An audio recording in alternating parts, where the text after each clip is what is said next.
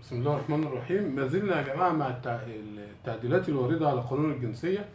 قانون الجنسية كان أضاف مادة جديدة بالقانون رقم 140 لسنة 2019. المادة الجديدة ديت كانت ادت الأحقية لو في واحد أجنبي جه اشترى عقار في مصر، بس اشترى من مين؟ اشترى من الدولة أو من الأشخاص الاعتبارية العامة، من الشركات، ما اشتراش من الأفراد.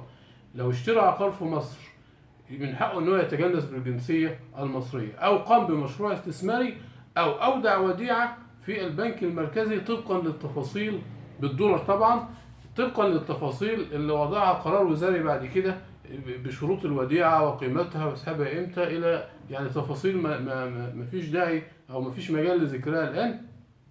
جه القانون الجديد، قانون الجنسيه الجديد، وعدل هذا الوضع.